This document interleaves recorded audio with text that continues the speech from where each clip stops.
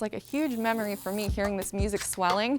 He also had a very, very loud sound system, so I think, to be honest, it contributed to some deafness at the age of 10. Hi, my name is Alyssa Stevenson, and I am a violinist who plays with the ISO. I'm really excited to be here today and do a little bit of CD shopping.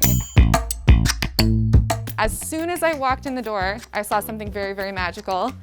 I don't know if anybody here is a fan of the musical Hamilton, but it has been one of the top things that I have been listening to basically through the entire pandemic. I had tickets to see it at Mirvish and they got canceled, which is super sad, but I'm gonna go as soon as it reopens in February. Until then, I need something to get me through. So this is definitely on the list. I have like a sing-along playlist on YouTube, which is a little embarrassing to admit, but whatever. And I sing along to it when I'm doing the dishes, and I can do all the parts, just saying.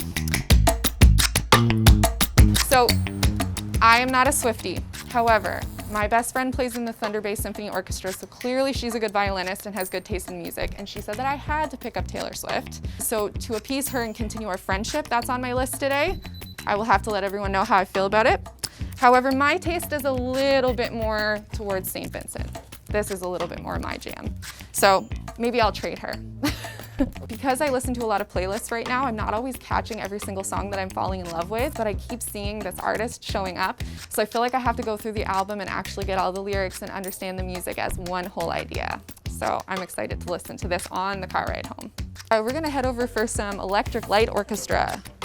My grandfather was a huge ELO fan, and it was the soundtrack to literally every vacation we went on when we were in the car. We have a couple of like compilation volumes between my mom and I, but all of them at her house, and she won't give me custody of the CDs. So instead of fighting, I think I'm going to pick something out that has a bunch of different songs on it. It was the soundtrack to every summer vacation. One of the songs that I love the most is Mr. Blue Sky, but obviously like Electric Light Orchestra is very symphonic. And I remember when I was little, there's something to do with a rocket ship, and my grandfather used to have it on the TV all the time, so it's like a huge memory for me hearing this music swelling. He also had a very, very loud sound system, so I think, to be honest, it contributed to some deafness at the age of 10. I am looking for some more Lumineers. I listened to the Lumineers all the time, and my album in the car is actually skipping because I've listened to it so many times. So we're gonna see whether or not they have the one that I love, and if not, we're gonna get even more because I only have the one Lumineers album. Of course, now I have to remember the alphabet and find it.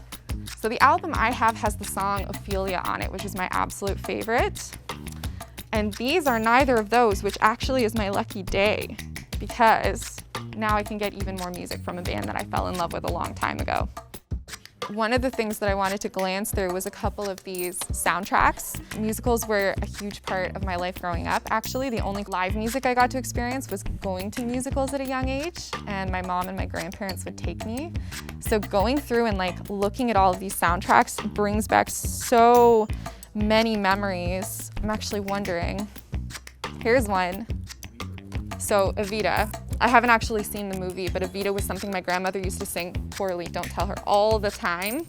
And so grabbing a couple of these is important because I only listen to them on YouTube now, and I'd love to have the CD in my car. I actually only bought my car so that it had a CD player. If it ever dies, I'm gonna be very upset. This was so much fun. Thanks so much to Cheeky Monkey. I know it's been here for 25 years. It's really sorry to see it go. Yeah, there's something so amazing about still coming out and getting physical music and that small town record shop feel, coming in and knowing people and being able to see the music and thumb through all of it. So, you know, this place is kind of such a heart of the community, and I hope you have your own record stores you go to, and moving forward, everybody, keep making sure that you're buying music.